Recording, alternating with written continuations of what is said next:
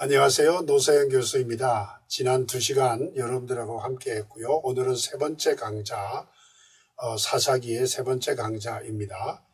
오늘은 특별히 기드온하고 입다하고 삼손을 좀 다뤄보려고 합니다. 기드온이라는 사람을 우리가 먼저 살펴보고 싶은데요. 여러분들이 기드온은 일반적으로 생각하기에 300명의 용사를 가지고 미디안 군대를 수많은 미디안 군대를 물리쳤다. 그래서 굉장히 훌륭한 인물로 많이들 기억하고 있죠. 근데 우리가 성경에서 진짜 기드온을 어떻게 표현하고 있는지 오늘 그걸 좀 살펴보려고 합니다.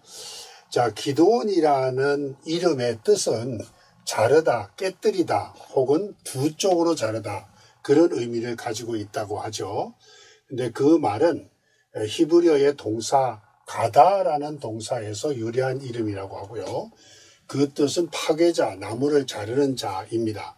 그래서 사실은 기드온이 자기 아버지의 집에 있는 바알 신상을 깨뜨리고 아세라 목상을 깨뜨렸다라는 그런 것과 관련해서 쓰여졌다고 보고 있습니다. 그 다음에 기드온이라는 사람이 여룻바알이라는 또 다른 이름을 갖고 있죠. 그 여룻바알은 바알로 하여금 경쟁하게 하다 그런 말이고요. 또 하나는 바알로 하여금 다투게 하다라는 의미를 갖고 있습니다.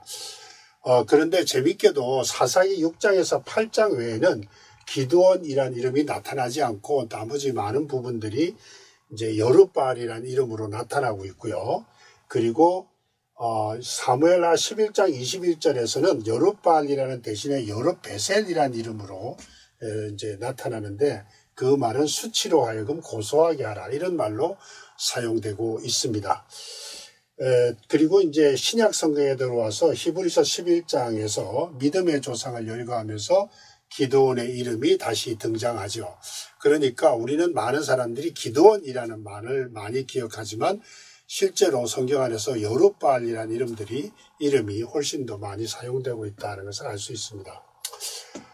자, 그 다음에 이제 그분의 기드온의 업적이나 활동은 여러분들이 이미 잘 알고 있는 내용이에요. 그래서 여기서 자세하게 이야기할 필요는 없고, 아버지 요아스가 만든 바알 제단과 아세라 목상을 파괴했다는 거, 300명의 용사로 미디안 군대를 물리치고 이스라엘을 미디안으로부터 해방시켰다는 것, 그리고 이제 자신들을 마지막에 부른 에브라임 사람들을 설득을 해서 안정을 시킨 경우가 있다면 반면에 기드온을 돕지 않았던 요단 동편의 므낫세 지파의 성읍들 숫곳과 분우엘을 이제 정벌을 한 이야기까지 이야기 나오고, 그리고 그가 전리품으로 자기가 얻었던 전리품을 가지고 이제 에봇을 만들어서 이스라엘이 그것을 음란하게 섬기게 만들었다는 것, 이런 이야기로 지금 간단하게 표현할 수 있는데요.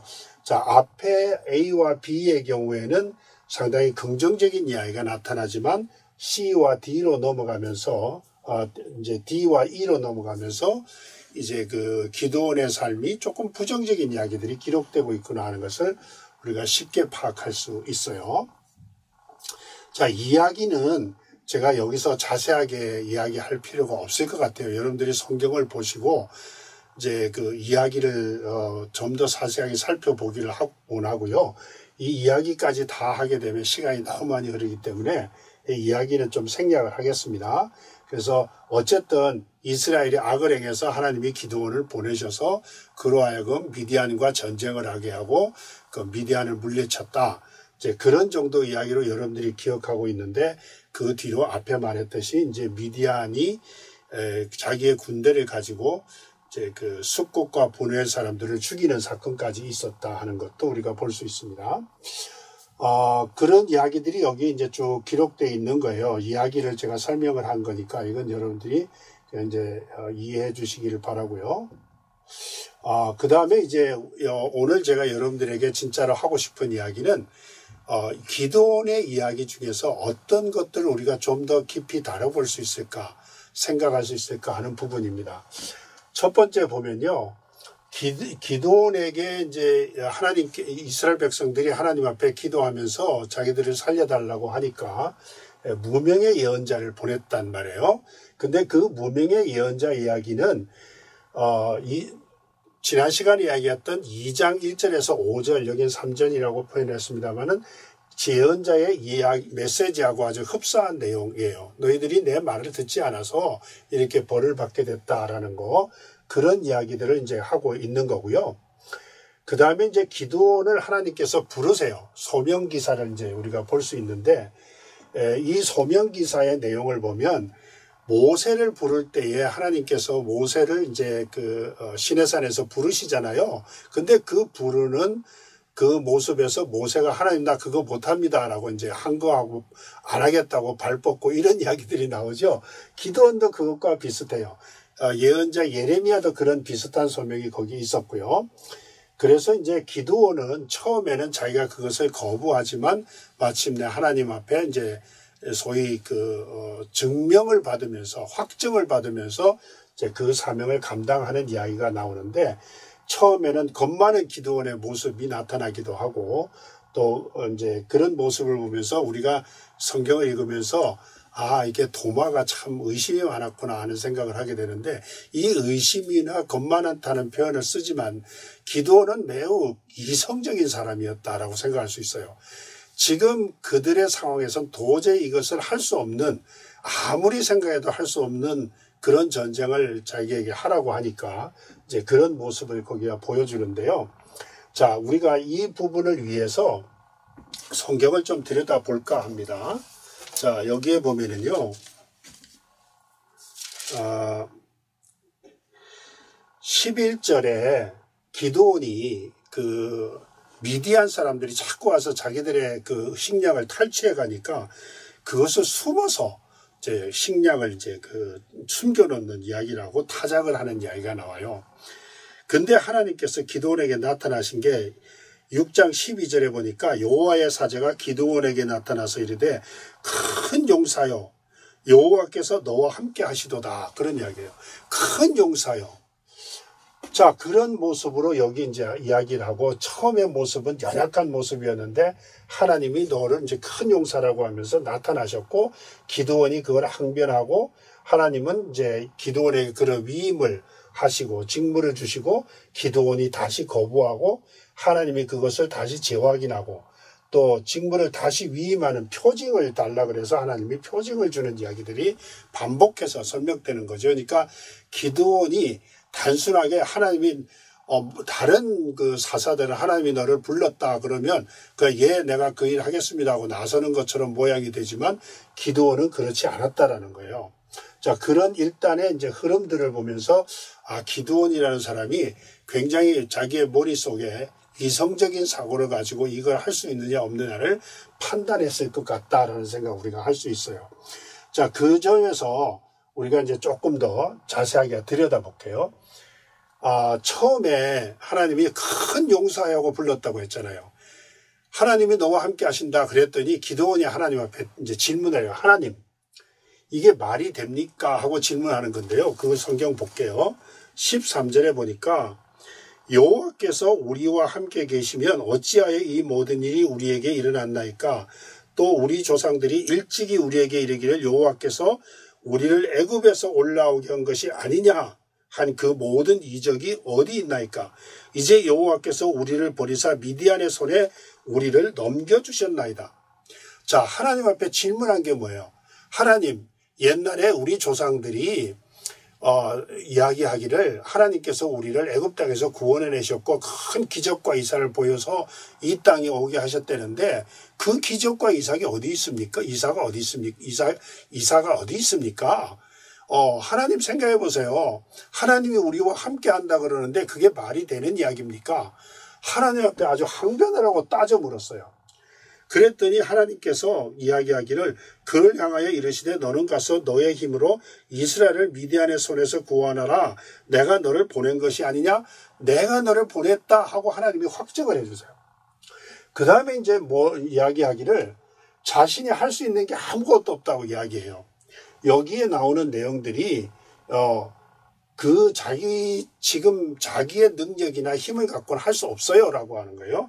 자, 15절을 보니까 그러나 기드온이 그에게 대답하되 오 주여 내가 무엇으로 이스라엘 구원하리이까 보소서 나의 집은 므낫세 중에서 극히 약하고 나는 내 아버지 집에서 가장 작은 자니이다. 므낫세 지파가 작은 지파라고 생각하고 아버지 그 중에서도 자기가 가장 작은 집의 자녀인데 내가 무엇을 할 수 있겠습니까? 내가 할 수 있는 게 아무것도 없습니다 라고 이야기해요. 그랬더니 하나님이 내가 너와 함께 하겠다고 다시 대답하세요. 그러니까 이제 나에게 좀 보여주세요. 진짜 그게 하나님이 나와 함께 있다는 것을 보여주세요 하고 질문을 하는 거예요. 그때 하나님께서 이제 기드온이 와서 제사를 드릴 때 제사를 받으시는 바위에서 불이 나와서 그 제사를 받으시는 모양이 나타나고 여러분들이 잘 아는데 양털과 타작마당에 처음에는 양털에만 이제 비가 오게 하고 그 다음에는 타작마당에만 비가 오게 하는 기적을 보여주시고 그리고 미디안 병사의 꿈을 보여주시면서 이제 그 미디안 군인들이 자기들 때문에 굉장히 혼란에 빠지게 될 거다. 자기들이 미디안 군인들이 겁을 먹고 있구나라는 것을 보여주는 그런 이야기들을 여기서 차례대로 해주는 거예요. 그래서 하나님의 뜻을 알려주는 여러 가지 방법들을 이제 직접적으로 간접적으로 표현하신 거죠. 자, 이런 이야기들을 보면서 기드온은 단순히 자기가 하나님이 불렀으니까 내가 간다 하고 생각하지 않고 하나님 앞에 항변도 하고 따져 묻고 그것을 진짜로 할 수 있는지에서 확인하는 과정을 거쳤죠. 모세가 비슷하잖아요. 그죠? 자, 이런 것처럼 이제 그렇게 이야기했다는 거고요. 그 다음에 이제 보는 게 그렇게 해서 기드온이 이제 하나님의 약속을 받고 자기가 할 수 있겠다는 생각이 들면서 이제 요아스와 이제 여룻바알이라는 이름이 이제 생겨나는 이 사건이 발생을 하죠. 아버지 요아스가 자기 집에다가 바알 신전을 만들고 거기다 바알을 섬겼다는 거예요. 그래서 거기에 있는 바알 제단과 아세라상을 이제 파괴해버리고 이제 그거 더불어서 이제 다음 날 일어나 보니까 사람들이 바알 신전이 이제 바알상과 아세라상이 깨진 걸 보면서 이게 누가 했느냐 하고 이제 그런 사람을 죽이려고 달려드니까 그때의 아버지 요아스가 야 진짜로 바알이 신이고 한다면 바알이 직접 다퉈서 싸우지 않겠느냐. 그러니까 이제 사람들을 이제 잠잠하게 만들었다. 우리가 그렇게 할 수는 없는 거 아니냐라고 설득을 해가는 과정을 이제 이야기를 하고요. 그 과정에서 이제 이름이 바알로 하여금 자기가 그 기드온과 다투게 해라. 그래서 그 사람의 이름을 여룻바알이라는 이름으로 바꿨다. 그런 이야기죠. 자, 이 이야기를 보면서 우리가 보는 거는 그 당시에 사람들이 바알을 엄청나게 섬기고 있었다는 것을 우리가 알 수 있어요. 여러분들 바알 시인에 대해서 잠깐만 제가 간단하게 소개한다면 바알 시는요 자연 속에 내재되어 있는 신을 의미하는 거예요. 그래서 여러분들 봄이 되면 이제 나무가 싹이 피죠. 여러분들 이제 조금 있으면 봄이 됩니다. 나무가 지금 다 잎이 떨어지고 망상한 가지만 있지만 3월 지나고 4월 되면은 나무 이제 숲이 많이 생겨나잖아요. 그것을 바알이 살아났다고 생각한 거예요. 그러니까 나무가 죽는 것은 바알이 죽은 것이고 나무가 사는 것은 바알이 사는 거예요. 그런데 그 죽음 직전에 열매를 맺잖아요. 그래서 그 열매를 바알을 통해서 얻는다고 생각하는 거예요. 그래서 바알을 풍요의 신이라고 생각하는 거죠. 그러니까 농사를 짓기 전에 이스라엘 사람들, 유목민으로서는 바알 신이 큰 역할을 하지 못하지만 농사를 짓는 이스라엘 사람들, 이제 가나안 땅에 정착하면서 농사를 짓는 이스라엘 사람들은 바알 신의 그 파워가 대단하다고 생각할 수밖에 없었고 바알을 섬기게 된 거죠.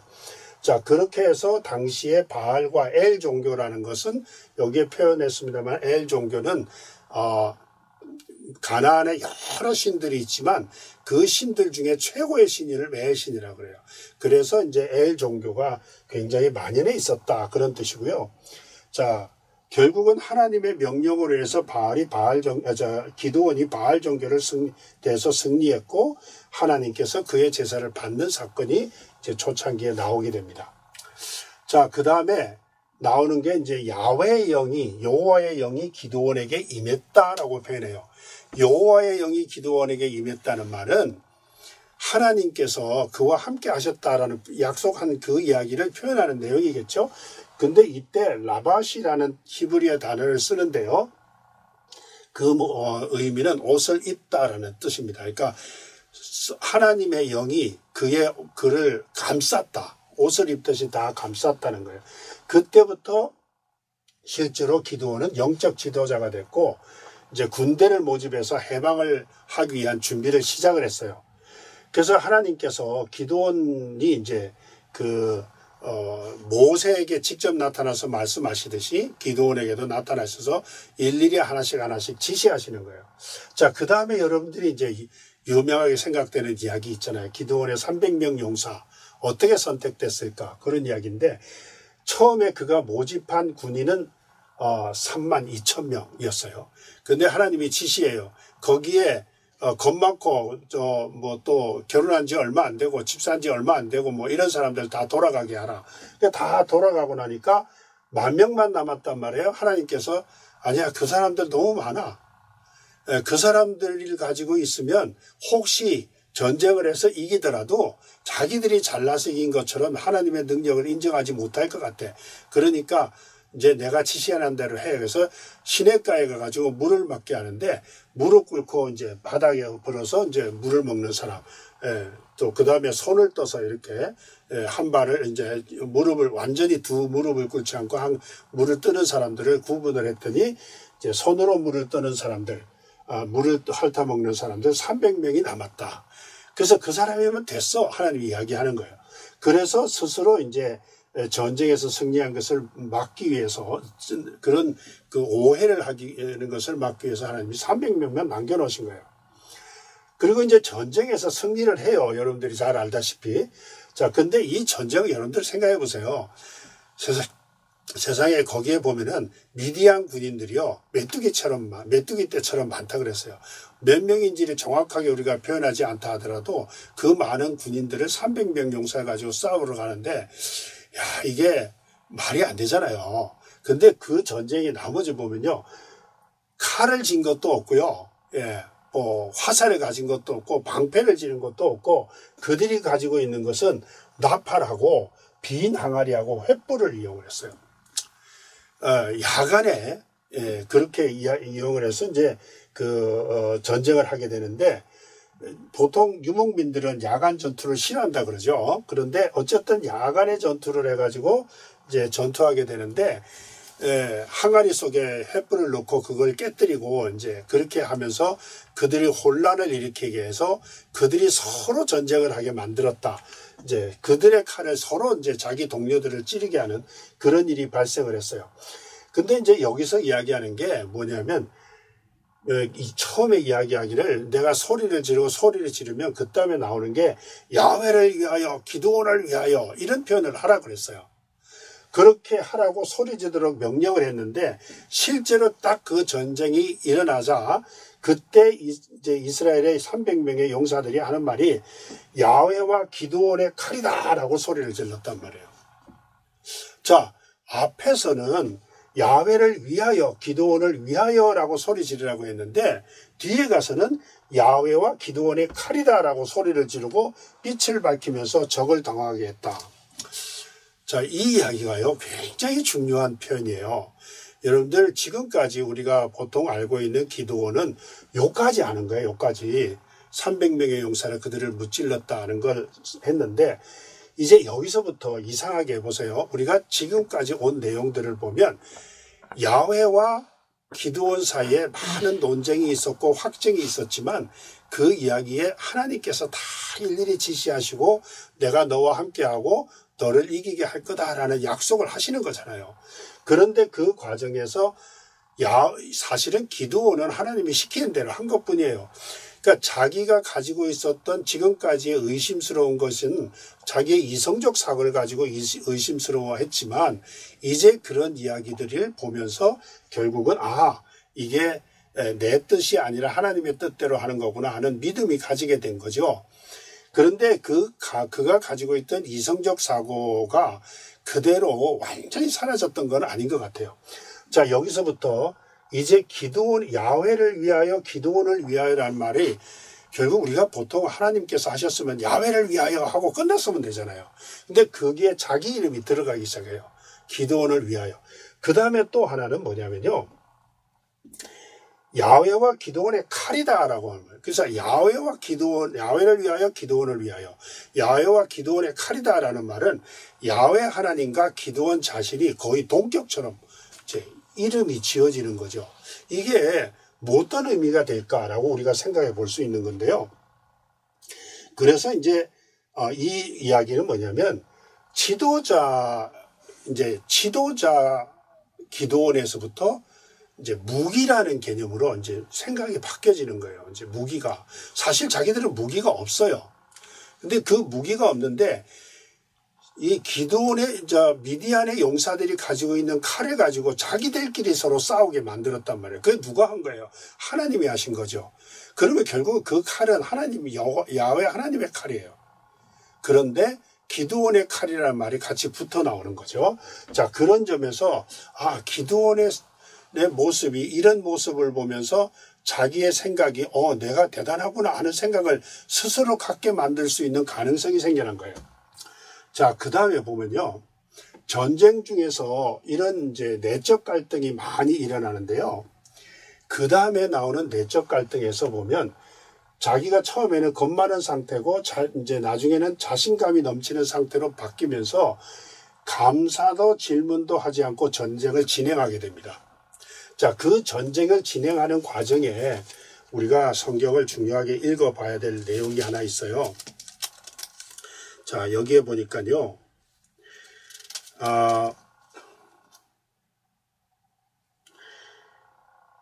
7장 24절에 보면요.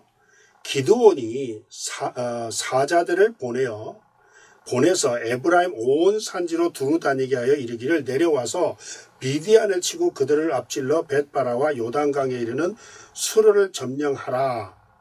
그렇게 명령을 해요. 그리고 이 실제로 에브라임 사람들이 그 이야기를 듣고 미디안의 두 방백 오렙과 스웹이라는 사람을 이제 죽이는 사건이 발생을 하죠. 자, 여러분들 이 본문이 얼마나 중요한 본문인지 아세요? 이 본문은 하나님께서 처음 뭐라고 하세요? 많은 사람을 가지고 전쟁을 하면 어떻게 해요? 그들이 스스로 자기들이 잘나서 이긴 것처럼 생각하기 때문에 안 돼. 그러니까 내가 지금 이야기하는 것은 300명의 용사만 갖고 싸워라고 이야기하시는 거잖아요. 결국은. 그런데 전쟁에서 1차 전쟁에서 승리를 했어요.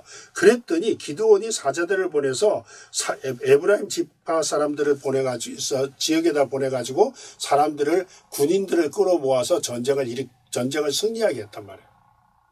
자, 이 이야기는 하나님의 본래의 의도와 기드온이 생각했던 의도가 바뀌었다는 걸 우리가 알 수 있잖아요. 지금 하나님은 300명의 용사하면 족하다고 생각했어요. 왜? 하나님이 하실 거니까. 그런데 기드온은 이제 1차 승리를 하니까 자신이 용기가 생겨가지고 이거 갖고 안 되겠다. 싹 쓸어버려야지 하는 생각을 더 했는지는 모르죠. 그래서 에브라임 사람들을 불러들였다. 자, 그랬더니 전쟁 막바지에 에브라임을 전쟁에 참여하도록 불렀다는 거고요. 그래서 나중에 전쟁을 이겼더니 이 오렙과 스웹을 죽이고 나서 에브라임 지파가 와가지고 왜 처음부터 우리 안 데리고 왔냐고 이제 싸움을 걸었어요. 기드온에게.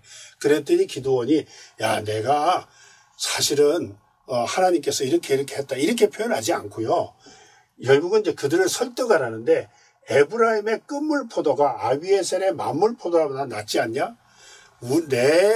내가 가지고 있는 군대가 아무리 대단하더라도 당신들의 아주 작은 그 쫄병들이 우리 장군보다 낫단 말이야. 왜?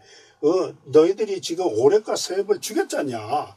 그러면 대단한 거 아니냐 하고 설득을 했더니 에브라임 사람들이 그렇구나 하고 설득을 당했다 이런 뜻이죠. 자, 여기까지는 괜찮아요. 그래도 그나마. 그 다음에 이제 요단 동편으로 가는데요. 사실 기드온이 므낫세 사람이잖아요. 그런데 므낫세는 반지파로 나눠서 요단 서편과 동편에 있는데 서편에 있던 기드온이 동편으로 가가지고 이제 싸우게 되는데요. 거기에 브누엘과 숲곳이라는 곳이 므낫세 자기들의 지파 사람이에요. 그런데 이곳을 지나가면서 자기들이 이제 허기지고 힘드니까 먹을 걸 좀 도와달라 그랬더니 그것을 이제 못 해주겠다라고 생각하면서 기드온이 자기들을 협조하지 않았던 이 브누엘과 숫곳 사람들을 죽이는 사건이 발생을 해요. 그들의 장로를 죽이고 그들의 사람들을 파멸을 시켰습니다. 자, 여기서 이런 것은요, 기드온이 결국은 나머지 두 왕, 세바와 살문나라는 이 이제 미디안의 두 왕을 잡으러 가면서 싸운 것은 자기 그 의붓 형제들을 죽였다는 것 때문에 그런 거거든요. 근데 그거를 자기를 도와주지 않고 동족들이 자기를 도와주지 않았다는 것 때문에 결국은 그 두 왕을 죽이고 잡아서 오면서 이 브니엘과 숫곳에 있는 사람들을 죽여버리는 사건이 발생을 했습니다. 자, 이런 의미가 결국은 뭐냐면, 기드온이라는 사람이 이제 드디어 자기 인간적인 생각을 많이 하게 되는 것 같구나 하는 생각을 하게 되는 본문이겠죠. 자, 그 다음에 벌써 전쟁 후에 기드온의 이제 행위를 한번 볼게요. 자신을 왕으로 당신이 우리의 왕이 돼주세요. 우리를 다스려 주세요. 그러니까 아니야, 나는 너희들의 왕이 될 수가 없어. 아니야. 하나님이 우리의 왕이야. 라고 했어요. 얼마나 좋은 대답이에요. 그런데 재밌는 거는요.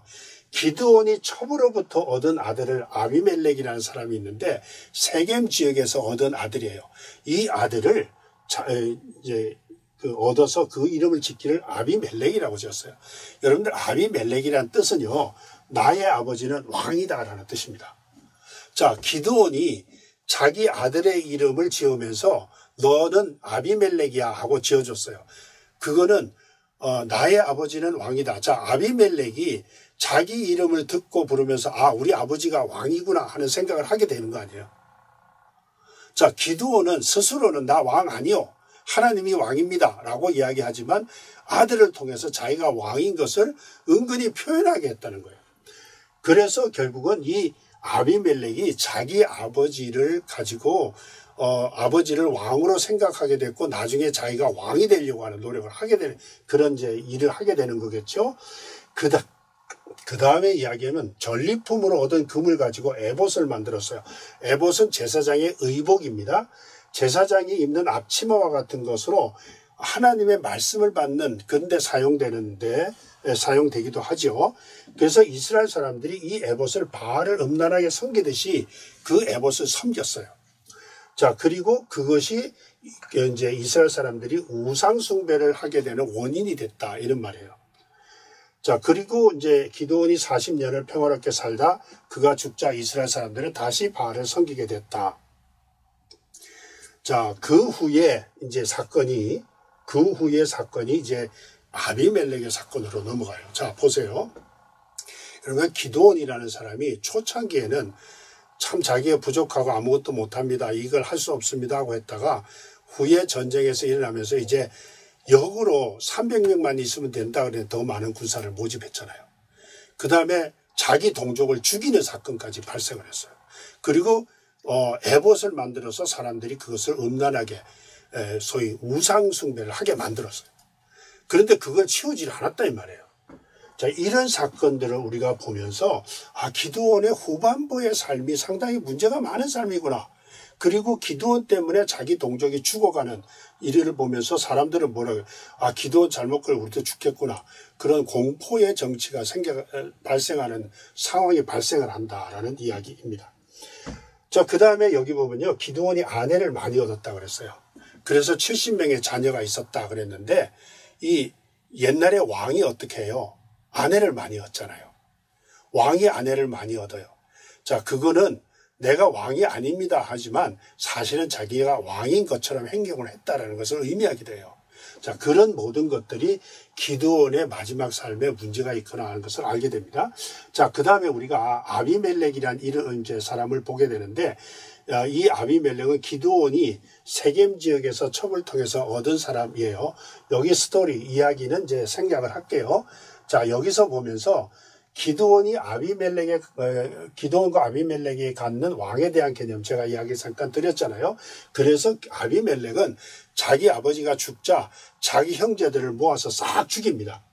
예, 죽이고 세겜 사람들과 이제 이제 모함을 해가지고 자기 형제들을, 의부 형제들이죠, 다 죽이고 마침내 자기가 왕이 되고 하나님의 통치를 부인하고 하나님의 자리에 앉았어요. 아비멜렉이. 자, 그런 상황에서 그때에 도망했던 유일한 요담이라는 아비멜렉의 아들이 이제 우화를 이야기하죠. 그 우화 이야기는 여러분들이 성경을 통해서 보기를 바라고요. 또 아비멜렉을 왕으로 세운 자리가 상수리 나무라고 그랬어요. 여러분들 우리 성경에 보면 상수리 나무 이야기 표현 많이 하죠. 그것은 우상숭배라는 자리입니다.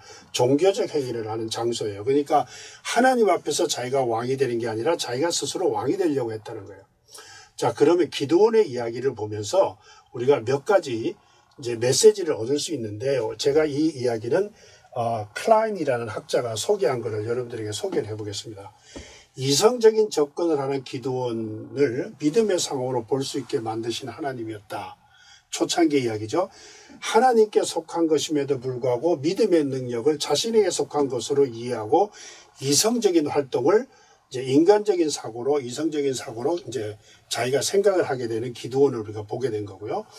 파괴자로서의 바알을 파괴하라고 했던 그런 기드온이 이제는 그렇게 해서 여룻바알이람을 얻었는데, 이제는 그것이 뭐냐면 자기 자신을 가장 약한 지파의 가족이라 속하고 하나님 앞에 그를 이제 자기가 부족한 사람이라고 했던 사람이었다는 거죠.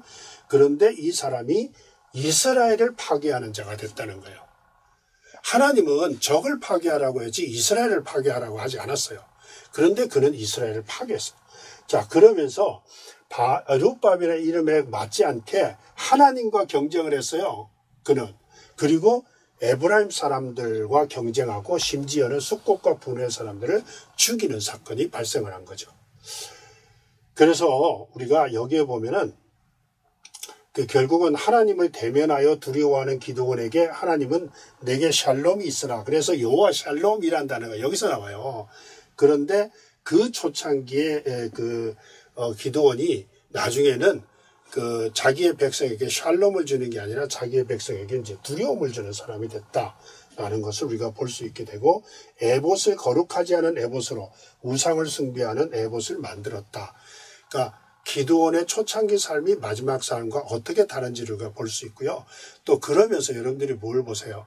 결국은 자기의 아들이 자기의 의붓 아들들, 아비멜렉이 자기 형제들을 다 죽이는, 몰살하는, 그리고 자기도 어떻게 해요? 돌에 맞아서 죽는 그런 사건이 발생했어요. 자, 기드온의 집안이 멸망을 했다. 이런 것을 우리가 성경에서 볼 수 있다라는 거죠. 그래서 기드온 시대에 얼마나 힘들고 어려운 일이 있었는가를 우리가 볼 수 있었습니다. 자, 그 다음에 입다라는 인물을 좀 살펴볼까요? 입다. 므낫세 지파 길르앗이 기생을 통해서 얻은 아들로서 의붓 형제들에 의해서 길르앗에서 추방된 사람이에요. 길르앗이라는 곳은 요단 동편에 있는 지역이고요. 그를 표현한 것은 큰 용사라고 했고 요단 동편으로 소속된 땅이었다라는 거 우리가 볼 수 있습니다. 자, 입다의 이야기는 결국은 암몬 사람과 전쟁을 해서 이겼는데, 결국 그때에 약속하기를 하나님, 내가 전쟁에서 승리하게 하시면 내가 돌아갔을 때 우리 집에서 나를 제일 먼저 맞이하고 반기는 사람에게 그 사람을 하나님께 바치겠습니다 하고 약속했던 그 이야기, 입다의 딸의 이야기 여러분들 기억하시죠? 그런 이야기로 구성되어 있는 내용입니다. 자, 그래서 입다는 이제 그 군대 장관이 되고 뭐 등등의 이야기들로 이제 이야기를 제가 소개를 드렸고요. 자, 그러면 이 이야기들을 보면서 어떤 우리가 신학적인 이해를 해야 될까 하는 것들을 좀 살펴볼게요. 다른 사사들과는 좀 다른 부분이 있어요. 야훼 하나님은 이스라엘 자손을 블레셋과 암몬 자손에게 팔아넘겼다 그랬어요. 하나님이 얼마나 답답했으면 그들에게 팔아넘겼다 그랬을까요? 우리 그런 표현 가끔 쓰잖아요. 그게 이제 경우가 문제가 심각하다라는 거고. 그 다음에 이제 이스라엘 백성들이 부르짖으니까 자기들의 잘못을 회개했어요. 그리고 자기들이 이방신들을 제거했어요. 자, 하나님의 마음을 돌이키기 위해서는 우리가 회개하고 이제 그것을 다 없애버려야 되겠구나 하고 했단 말이에요, 실제로. 자, 그런 이야기를 보니까 하나님께서 그 그것을 이제 보면서도 하나님 뭐라 그랬냐면, 야, 니들이 지금까지 섬겼던 신들에게 가서 그들을 구해달라고 해 하고 하나님이 이야기한 거예요. 자, 그렇게 조롱하면서도 마음에 근심이 생겼어요. 그걸 다 없애버리니까 저거 어떡하지? 하고 생각한 거예요. 그런데 이 근심하다라는 표현에 그 성서 번역에 두 가지 개념들이 나타나는데요. 하나는 근심하다가 야훼가 이스라엘의 불행을 더 이상 견디지 못하였다라는 표로 번역해야 된다라고 생각하고 했던 성경이 이제 영어 성경에 New RSV라 해서 이제 그런 성경, NIV 이런 성경들이 회개 이후에 하나님의 자비를 표현하는 언어다. 이렇게 이제 번역한 성경이 있는가 하면요. 또 다른 면에서는 폴 지나 스톤이라는 학자들을 경우에 보면 이스라엘의 노력을 견디기 어려운 것이다. 그래서 니들이 아무리 노력해도 내가 그거 견딜 수가 없어. 너희들이 지금까지 말 안 들은 것은 안 돼. 라고 생각하고 반대 개념으로 야훼의 진노가 더해진 거로 이제 이해한 학자들도 있습니다. 어쨌든 우리가 지금 보기에는 결국 하나님이 입다라는 사람을 이제 들어서 쓴 것으로 보아서 하나님이 근심한 것은 아이고 그래도 내 백성인데 내가 저들을 구원해야지 하는 생각을 하시지 않았을까라고 생각할 수 있는 거고요. 그 다음에 입다는 하나님이 사사로 혹은 구원자로 부르심 받은 것이 아니에요. 처음에 다른 예언자들 하나님이 불러서 했던 것처럼 가지 않고 어떻게 해요? 앞에 우리가 좀 소개를 했죠, 제가. 네, 여기 군대 장관으로 추대를 했어요. 군대 장관으로 추대가 돼서 자기가 사사의 모양을 갖게 되는 사람이에요. 그런 면에서 이제 이 입다라는 사람은 일반적인 사사하고 조금 개념이 다르구나 하는 것을 우리가 알 수 있고요. 자, 그거는 결국은 뭐냐면 자기가 그 므낫세 지파와 그 모든 에브라임 지파와 그쪽에서 자기가 좀 그 머리가 되고 왕이 되고 싶어 했던 사람이었다라는 것을 우리가 알 수 있고요. 근데 그래서 처음에 이제 입다가 외교적인 노력을 했어요. 암몬 사람들한테 사자를 보내서 사신을 보내가지고 와 너희들이 내가 너희들을 그렇게 이렇게 우리를 전쟁하지 말아라. 이제 어떻게 왜 그렇게 우리를 치려고 하느냐고 물어보니까 옛날에 이스라엘 사람들이 우리 땅을 뺏어갔기 때문에 그 땅 우리한테 돌려주면 전쟁 안 할게 하고 답변하니까 이 입다가 논쟁을 해요. 아니다. 우리 조상들은 결코 그 땅을 뺏으려고 하지도 않았고 뺏지도 않았다. 그리고 당신들이 지난 300년이 지내도록 그러니까 이 말은 뭐예요? 이스라엘 사람들이 가나안에 들어와서 300년이 지났다는 의미가 되겠죠? 300년이 지나도록 한 번도 너희들이 이 땅을 자기 땅이라고 주장하지도 않아놓고 뭐 쓸데없는 소리 하냐 하고 이야기를 한 거예요. 그러면서 이제 야훼 하나님께서 자기와 함께 하시고 이거를 야훼 하나님이 우리한테 주신 거기 때문에 우리는 더 이상 줄 수가 없다 하고 이야기를 하는 거예요. 그래서 이제 결국은 입다에 이제 전쟁을 하게 됐고요. 그래서 이제 여기에 보면 입다의 서약이 야훼를 향해서 약속을 해요. 만일 하나님께서 우리에게 나에게 승리를 안겨주시면 하고 약속을 하는 거예요. 조건부 서약이죠. 예, 그래서 우리가 이제 자기 딸을 바치게 되는 사건이 여기서 발생을 합니다. 예, 한 가지 우리가 조심해야 되는 것은 서약을 할 때에 정말 부주의하게 하면 안 되는구나 하는 것을 우리에게 이제 알려주는 사건이 된다고 볼 수 있고요. 자, 여기에 좀 보시면은 여기가 이제 그 므낫세 지파라고 돼 있죠. 여기 므낫세 지파. 그리고 여기 길르앗 땅이라는 거. 그래서 여기서부터 요 사이에 이런 문제들이 발생하고 있구나 하는 것을 우리가 알 수 있습니다. 자, 그 다음에 한 가지 우리가 여기서 보는 거는요. 서원이 실행되는 사건이에요. 입다의 딸을 죽이는 사건 나오는데 이게 인간 희생제사죠. 구약 성경이나 뭐 신약 성경도 마찬가지지만 인간 희생제사는 절대로 허락하지 않았습니다. 몰렉에게 바치는 자기 자녀를 바치는 행위에 대해서 하나님이 얼마나 그거에 대해서 죄악이라고 이야기하세요. 그런데 구약에서 인간 희생제사의 경우를 두 군데 우리가 볼 수 있는데요. 하나는 이삭의 이야기고 하나는 입다의 딸 이야기예요. 근데 이삭은 아시잖아요. 이삭을 하나님이 죽이게 하려고 한 건 아니죠. 그래서 결국은 시험하기 위해서 번제물을 따로 준비했다라는 거고 입다의 딸의 경우는 입다가 잘못 서약하면서 생기는 거예요. 그래서 그 경우는 이제 이 이삭의 경우와는 다른데요. 자, 입다의 딸은 자기의 처신을 알면서 아버지 앞에 이야기해줘. 2달만 내가 애국할 수 있게 시간을 주세요. 그래서 이제 2달 동안에 친구들과 지내게 했는데, 나중에 보면은 이제 처녀로, 이제 여기서 보면은 그 일을 행하고 나니까 친구들은 처녀로 인하여 날마다 4일씩 애곡하는 날, 이런 이야기가 나와요. 자, 그래서 여기서 그러면 입다의 딸이 진짜 죽었을까? 죽지 않았을까?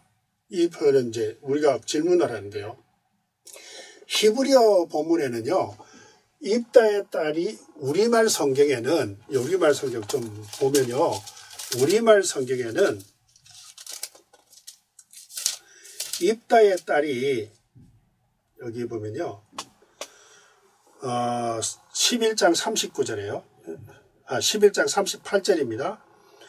그가 이르되 가라 하고 2달을 기한하고 그를 보내니 그가 그 여자친구들과 가서 산 위에서 처녀로 죽음을 인하여 애곡하고, 이렇게 우리말 번역에 지금 우리 개역 개정판 성경에 번역되어 있는데, 제가 여기다 괄호를 해서 죽음을 하고 했죠.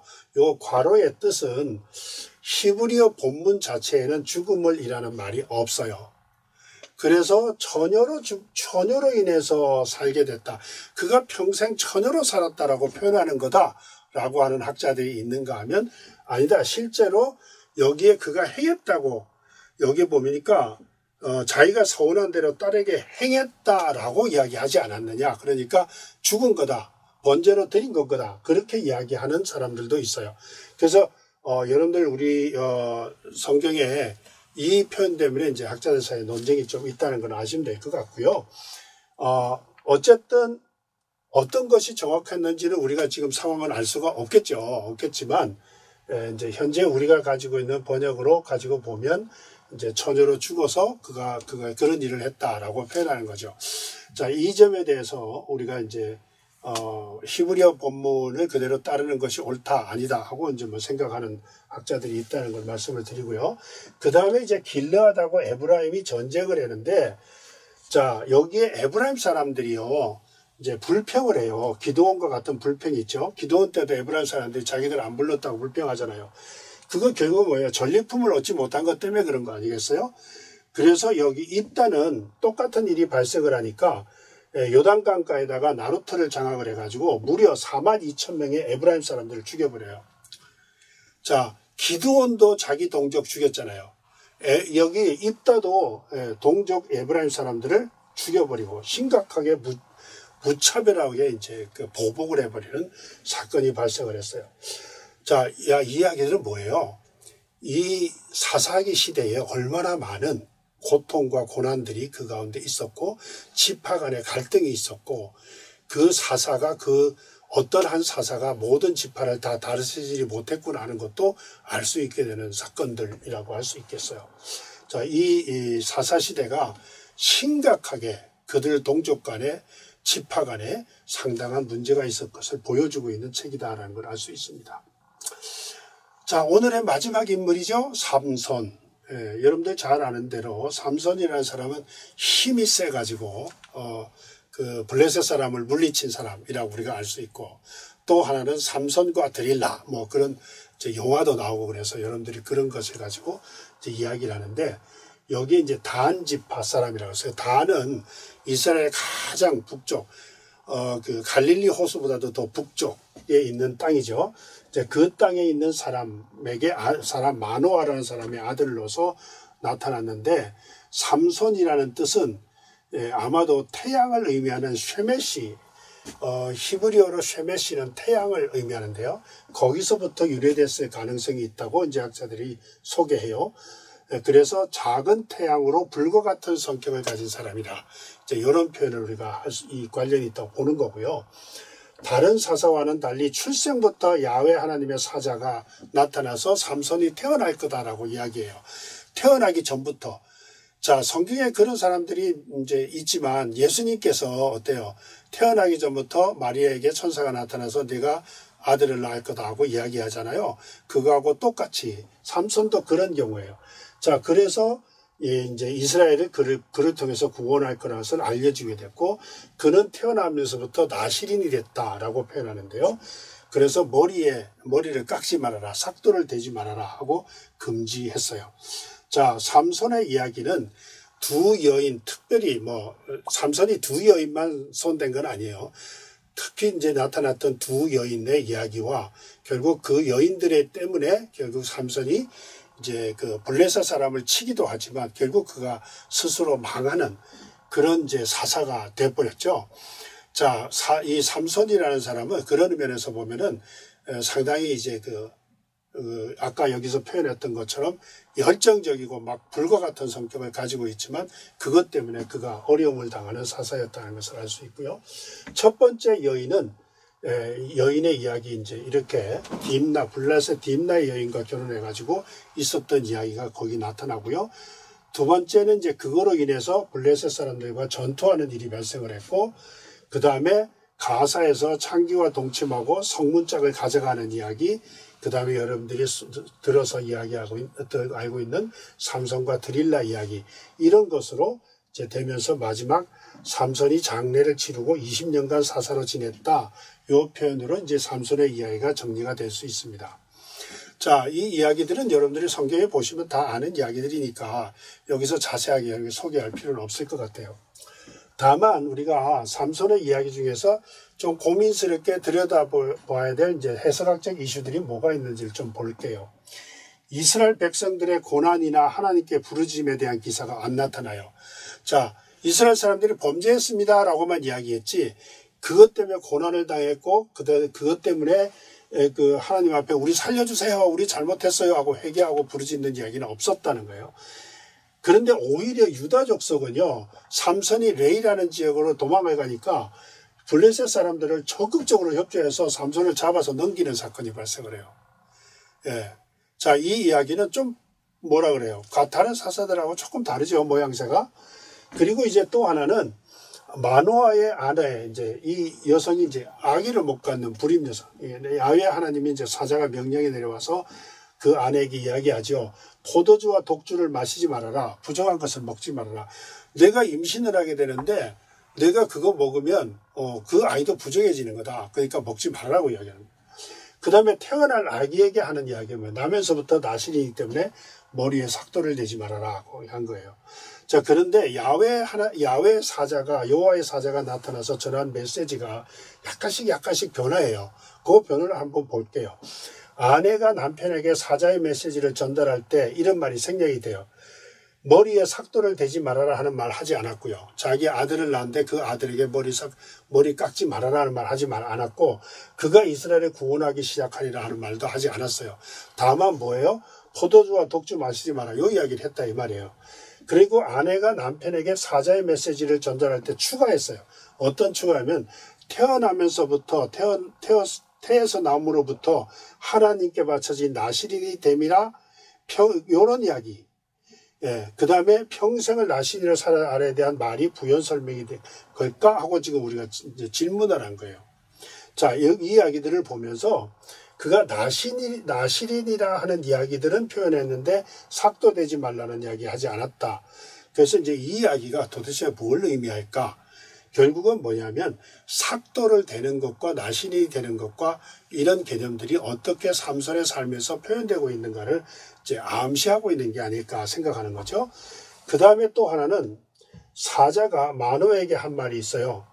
예, 이제 마노아를 만나잖아요. 그 남편에게 하는 말이 아내가 해야 될 일에 대한 것만 이야기해요. 그리고 나머지는 네 아내한테 말했으니까 그에게 들어라 이런 식이죠. 아내 말대로 하면 돼라고 이야기하는 거예요. 그래서 여기에 보면은 주로 아내가 할 일에 대해서는 강조를 했는데 삼손이 하는 일에 대해서는 조금씩 변화됐다는 걸 우리가 알 수 있고요. 그 다음에 하나, 나실인이 누굴까 여러분들 궁금하시기도 하죠.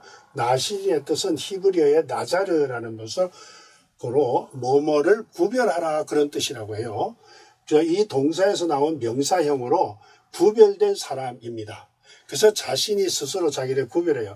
일정한 기간 동안에 자신을 구별한 삶을 살기로 헌신하는 경우예요. 예, 그래서 그 사람들을 나실인이다. 그러니까 레위인은 좀 경우가 달라요. 하나님 앞에 바쳐진 레위인과 제사장들은 이제 경우가 좀 다른데 여기는 자기가 스스로 어떤 지파든지 그걸 할 수 있는 거죠. 나면서부터 나시린으로 사는 경우들이 몇 있죠. 사무엘, 삼손, 뭐 세례요한 하고 제가 퀘션했어요. 아마도 하고 생각할 수 있는 거죠. 그러니까 이런 경우에 어머니가 불임인 경우가 좀 많이 있었다는 거 우리가 좀 그냥 생각해 보는 거고요. 그 다음에 나시린하고 예언자가 연결되는 부분도 있어요. 아모스 2장 11절에 12절에도 그 이야기 나오고요. 이는 나시린이 이스라엘을 구원하기 위한 하나님의 은총과 관련이 있다는 거죠. 예언자는 어떤 사람이에요? 하나님의 말씀을 받아서 제3자에게 전달하는 사람을 예언자라고 하잖아요. 그러면 그 예언자는 어때요? 나시린이기도 한다. 어떤 경우에는 모든 예언자가 다 그렇거나 모든 나시린이 두 가지 직무를 다 갖추진 않지만 이렇게 연결된 경우를 봐서는 하나님께서 구원하게 하기 위한 어떤 행위들을 예언자적 소명을 주는 나시린이 가지고 있을 수 있었다라는 걸 우리가 알 수 있고요. 그 다음에 이제 야훼 영과 삼손입니다. 야훼 영이 임했다. 대부분의 사사들이 야훼 영이 임했다고 했잖아요. 삼손을 움직이기 시작했다고 그랬어요. 아까 기드온의 경우는 야훼 영이 그를 옷을 입혀주듯이 감쌌다라고 표현했다고 그랬죠. 여기는 파암이라고 해서 야훼 영이 그를 움직이기 시작했다. 야훼 영이 그래서 강력하게 강권적으로 그를 내몰았다. 그런 뜻이다 하는 거고요.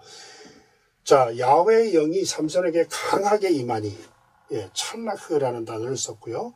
그 다음에 사자 블레셋 사람들을 죽일 때 사용된 말입니다. 그가 사자를 때려잡는 이야기 나오죠. 그럴 때 야훼 영이 그게 이제 강하게 임했다 이런 표현들이 나오는 거고요.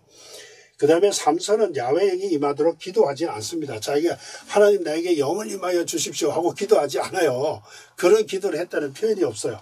그런데 여기 보면 그가 레이 전쟁에서 하나님 앞에 목이 말라서 죽게 됐어요. 내가 힘들었습니다. 할 때 이제 나 물 좀 주세요. 나 이게 싸움을 딱 맞춰야 되는데 하고 이제 그때 기도하는 요청. 그러니까 삼손은 그게 기도하면서 하나님 앞에 그런 관계를 갖지를 못한 거예요. 자, 하나님께서 삼손을 강권적으로 사용을 했지만 그가 하나님 앞에 간절하게 자기의 문제를 놓고 기도하지는 않았다라는 표현들이 이제 기도한 표현들이 없다라는 것이 결국은 삼손이 그 불과 같은 성격 때문에 본인이 스스로 어려움을 겪는 이제 그런 사람이었다는 것을 알 수 있고요. 그 다음에 여기서도 보면요. 내가 그 여자를 좋아하오니 야샤르라는 단어를 써요. 나를 위해서 그 여자를 데려오셔서. 여러분들 내가 어떤 여자를 혹은 어떤 남자를 사랑하고 좋아하니까 내가 반드시 결혼하겠습니다. 그 사람하고 내가 어떻게 하겠습니다. 이런 이야기들을 우리가 이제 한동안 지나면서 시간이 흐르면서 부모가 반대해도 그런 일들을 젊은이들 많이 하게 되죠. 그렇지만 여기에 삼손의 경우는요. 부모의 개념도 별로 없고 자기가 그냥 그렇게 강압적으로 부모를 이제 끌어가는 그런 경우예요. 일반적으로는 야샤라는 단어가 옳다, 곧 바르다 이런 뜻입니다. 그런데 여기서 여성과 만날 때는 그녀가 나를 기쁘게 했다. 그녀를 좋아한다는 등으로 번역을 해요. 내가 그녀 좋아하기 때문에 내가 무슨 일이 있으나 아버지가 그 여자를 데리고 와서 나하고 결혼시켜주세요. 성격이 좀 불같다 이런 의미들이 좀 표현 나타나죠. 그런데 여기 더 재밌는 건요. 17장 6절, 21장 25절 나중에 우리가 이 부분은 마지막 시간에 이야기할 거예요. 여기에 보면은요. 야샤르라는 단어가 쓰는데 부정적 의미로 나타나는데요. 그들이 자기의 소견에 옳은 대로 행했다. 자기 소견에 옳은 대로. 내 뜻대로 행했다 이 말이에요. 그러니까 결국은 삼손은 그 여자를 좋아했다는 말은 자기 뜻대로 행했다는 의미가 이 사사기에서는 강력하게 표현되고 있다는 걸 우리가 알 수 있고요. 그 다음에 이제 삼손의 부정적인 행위와 야훼의 뜻이에요. 자, 딥나에 있는 블레셋 여인에 대해서 부모가 반대했지만 거기에 보면은 하나님의 뜻이 하나님께서 이 블레셋 사람을 치기 위해서 의도가 거기 있었다라는 것을 알려주는 거죠. 부모는 그걸 알지 못했다라고 표현하는 거고요. 그래서 하나님은 인간의 욕구와 본성조차도 하나님의 역사 속에서 사용할 수 있었다라는 거 우리한테 알려줘요. 삼손이 자기의 본능대로 욕구대로 행동하지만 하나님이 그것마저도 사용하고 있구나라는 것을 보여주지만 동시에 인간의 욕구와 본성이 정당화된다는 것은 아닙니다. 그가 잘못한 것이 정당화되는 건 아니에요. 그래서 결국은 그가 그것 때문에 포로로 잡혀가고 눈알이 빼지고 죽게 되잖아요. 그런 일들을 보는 거예요. 그래서 여러분들 예를 들면 그런 거예요. 가룟 유다의 경우 자기가 물질에 탐이 나서 은 30에 예수님을 팔았지만 그게 정당화되는 건 아니잖아요. 똑같은 케이스라고, 그 비슷한 케이스라고 우리가 볼 수 있고요. 그 다음에 이제 가사의 도성 문짝들 두 문설주 문지방을 가지고 가는 행위. 삼손이 힘이 세서 그런 걸 다 지고 이제 죽이려고 블레셋 사람들이 하지만 그것을 가져가는 행위들을 가지고 이야기하는데요. 인간의 도성이 어떤 것을, 도성이 가지고 있는 어떤 것으로도 보호받을 수 없다는 걸 의미하는 거예요. 하나님께서 삼손을 사용하시면 그 모든 것들이 다 쓸모가 없는 거다. 그러니까 결국은 뭐냐면 인간이 가지고 세워서 했던 모든 것들이 하나님이 어떤 방법으로 사용하시면 그게 의미가 없다라는 것을 이제 보여주는 내용들이라고 할 수 있고요. 그래서 블레셋 사람들은 자기의 방법대로 그렇게 했지만 하나님은 그렇게 내버려 두지 않았다는 걸 볼 수 있고요. 드릴라라는 사람, 여러분 삼손과 드릴라라고 할 때 드릴라 사람의 이름을 히브리어는 라헬라라는 단어, 밤과 그 어근과 비슷하죠. 그래서 반드시 이 어근에서부터 온 건지는 우리가 정확하게 말하기는 힘들지만 발음상 비슷하기 때문에 밤의 여인이라는 의미를 가질 수 있다라고 이제 보는 거고요. 그러니까 삼손은 뭐예요? 쉐메시라는 태양이라는 단어에서 유래됐을 가능성을 이야기했다면 드릴라는 밤이라는 것과 비슷하다라고 보여서 작은 태양으로서의 삼손과 밤의 여인 드릴라라는 대비적인 의의를 이제 표현하는 거라고 볼 수 있습니다. 그래서 드릴라가 밤의 여인으로서 유혹을 받고 있다라고 이제 클라이라는 학자가 이제 소개를 해요. 자, 드릴라를 만나서 머리카락을 잘린 삼손의 모습, 여러분들 너무 잘 알죠? 저항하는 모습이 없습니다. 그래도 내가 힘이 없으니까 막 이렇게 해보려고 하지 않고 그냥 잡혀가죠. 그리고 그가 하는 행동은 분별력이 없어요. 그 다음에 자신의 힘이 하나님으로부터 온 것임을 잘 알아요. 그래 마지막에 이제 이야기하는 것은 내가 전과 같이 몸을 떨치리라. 주제넘게 행동하는 거죠. 그러니까 삼손의 모습이 불과 같은 사람이지만 자기가 힘이 빠지니까 이게 진짜 이거는 이제 감당하기 힘든 어떤 사람이 되어버리는 거예요. 그래서 이제 이 삼손이 영적으로 무지한 상태가 있었다. 여기 보면 야훼께서 이미 자기를 떠나신 줄을 깨닫지 못했다라고 해요. 나시린으로서 해야 할 그 머리 깎지 마 하는 것들을 지키지 않은 삼손. 그거 자기가 알고 있었는데 그것 때문에 하나님이 자기를 떠났다는 것도 모르고 있었네요. 아까 이야기했죠. 삼손은 하나님 앞에 기도하는 모습이 별로 없었다라는 거. 우리가 그걸 좀 같이 연상해 보시면 이해할 수 있고요. 삼손의 마지막 기도와 응답을 보시면 주 여호와여 구하옵나니 나를 생각하옵소서. 하나님이여 구하옵나니 이번만 나를 강하게 하사 나의 두 눈을 뺀 이 블레셋 사람에게 원수를 단번에 갖게 하옵소서. 이 기도에 하나님이 동의해요. 그리고 삼손을 통해서 다곤도 하나님을 이길 수 없는 우상이라는 것을 결국 보여주시는 거죠. 자, 결국 삼손이라는 사람은 하나님의 도구로 사용됐지만 자기의 성품으로 인해서 자기의 인품이 잘못된 것으로 인해서 자기 스스로는 멸망의 길을 갈 수밖에 없었던 사람이었다라는 것 우리가 이제 보게 되는 거고요. 그러면서 그 사사기에 유명한 이제 그 사사들, 우리가 지금 보았던 이 세 명의 사사들의 모습을 보면서 그 시대가 상당히 힘들고 사사들도 완벽하지 않았구나라는 것을 알게 되는 거예요.